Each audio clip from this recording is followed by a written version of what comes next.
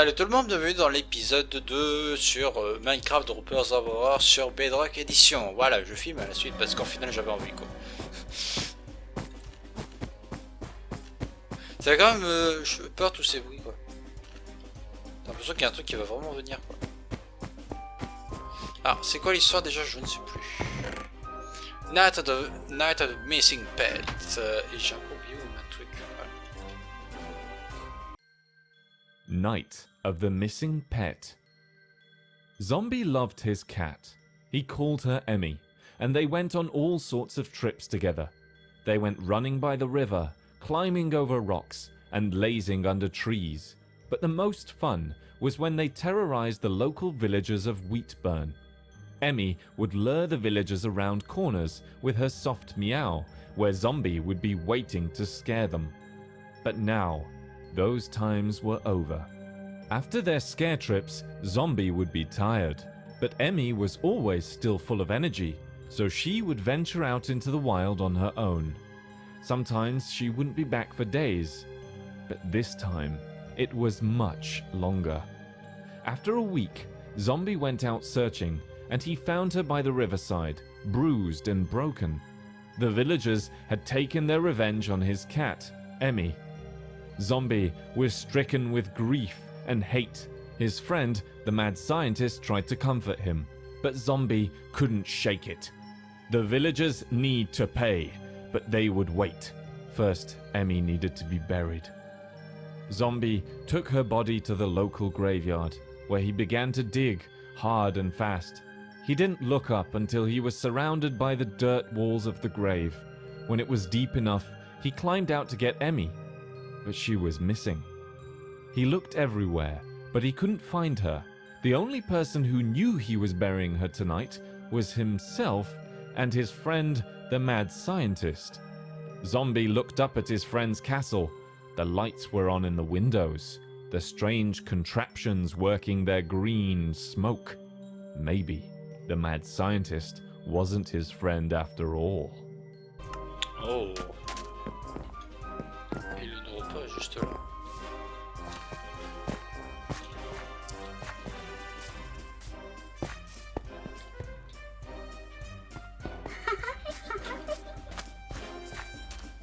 Ah, tu fais peur. Pourquoi il y a deux droppers en fait?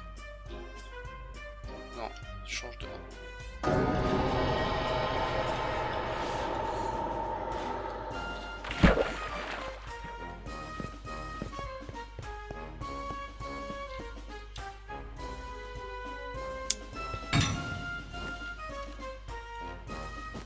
Bon, on a fait l'acte 1. Hop. J'ai vu un truc. Oh non mais c'est pas c'est censé mettre une map pour heure si.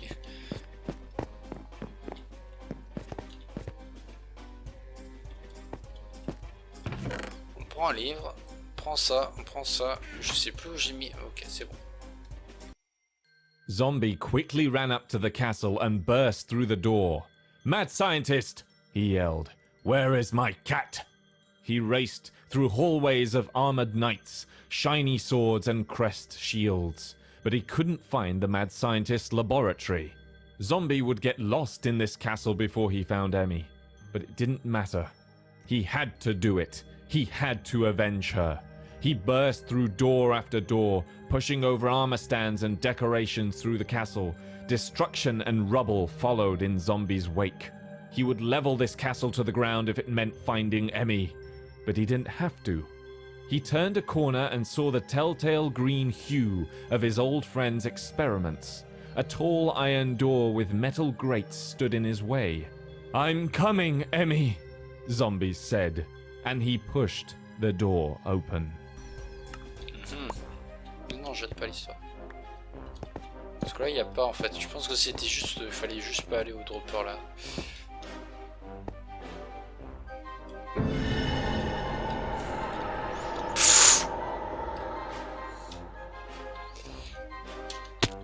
Oh, je me suis écrasé sur le bloc à côté, mince.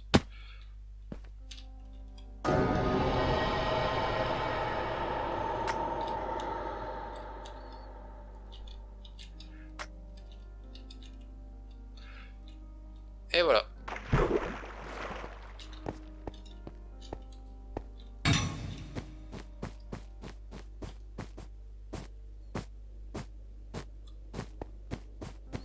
Voilà. Allez, on va faire l'acte 3 du Night of the Missing Pet. Oh, d'accord. Hop. Je suis...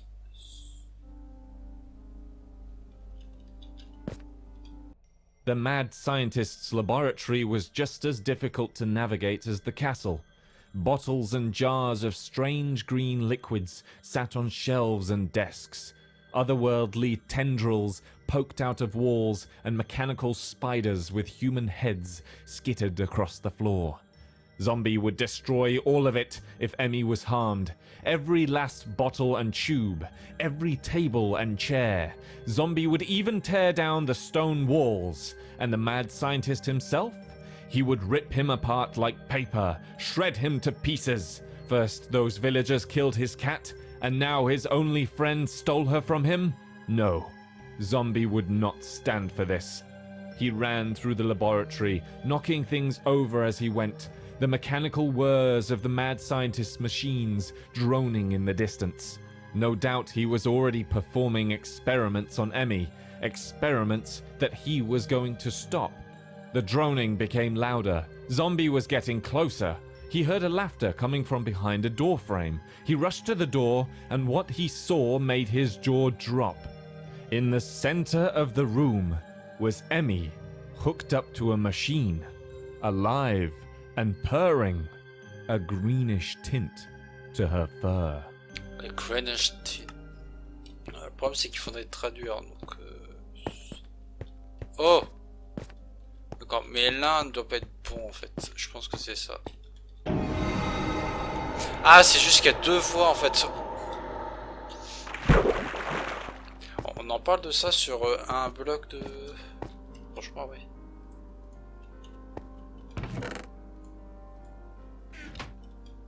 J'ouvre-le, ouais. The following nights, the villagers of Wheatburn knew no rest.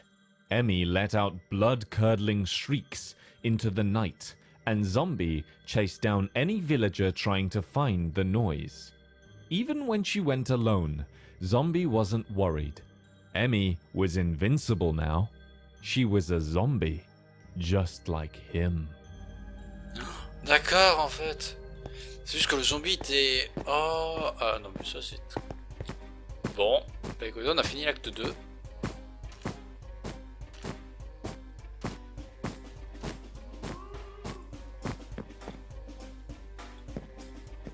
Oh, c'est bon, hein. Bon bah écoutez, on va s'arrêter là pour cet acte 2. Mince, je veux pas... J'espère que vous aurez aimé. Ça aurait été aussi flippant, voilà. N'hésitez pas à mettre un like si vous aimez, puis on se retrouve pour l'acte 3 bientôt, je pense. Allez, ciao!